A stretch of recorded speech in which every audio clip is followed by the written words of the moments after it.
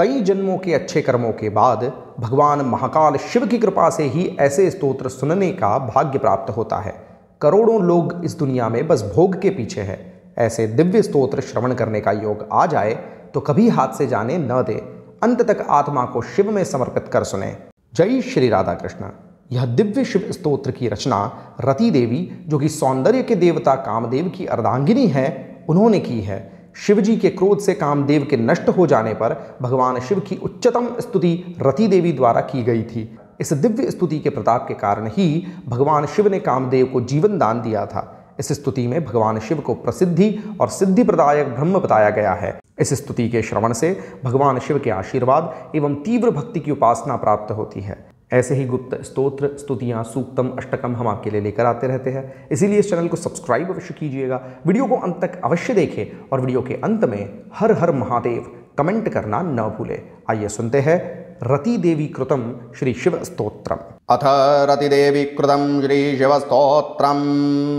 नमः शिवायास्तु निरामयाय, नमः शिवायास्तु मनोमयाय, नमः शिवायास्तु सुरार्चिताय, तुभ्यं सदा भक्तकृपावराय।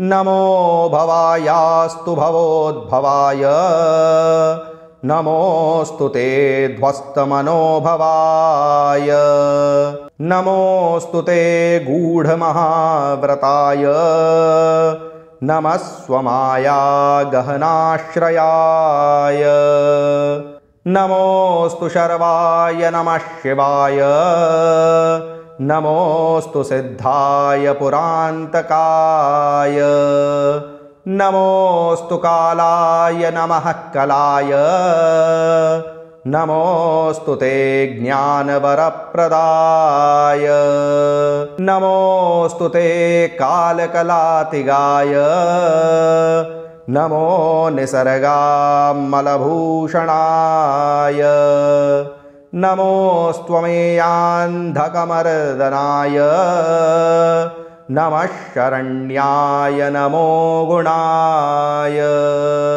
नमोऽस्तु ते भीमगुणानुगाय, नमोऽस्तु नानाभुवनादिकर्त्रे, नमोऽस्तु नानाजगतां विधात्रे, नमोऽस्तु ते चित्रफलप्रयोक्त्रे, सर्वावसाने ह्यविनाशनेत्रे, नमोऽस्तु चित्राध्वरभागभोक्त्रे, नमोऽस्तु कर्मप्रभवस्य धात्रे, नमः सधात्रे भवसंगहर्त्रे, अनन्तरूपाय सदैव तुभ्यमसह्यकोपाय नमोऽस्तु तुभ्यं, शशाङ्कचिह्नाय नमोऽस्तु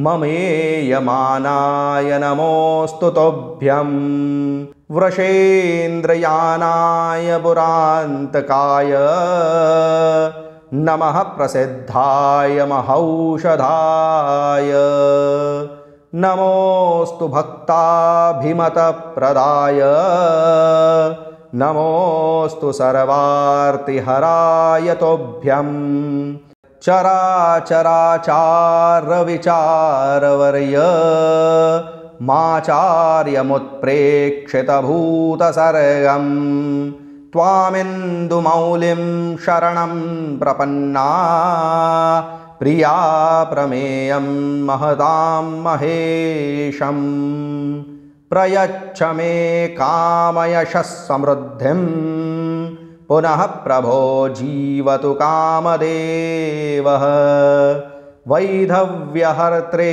भगवन्नमस्ते, प्रियं विना त्वां प्रियजीवितेषु, त्वत्तोपरः को भुवनेष्विहास्ति, प्रभुः प्रियायाः प्रभवः प्रियाणां, त्वमेव चैको भुवनस्य नाथो, दयालुरुन्मीलितभक्तभीतिः। इति श्रीमत्स्यपुराणे रतिदेवी कृतश्रीशिवस्तोत्रं सम्पूर्णम्।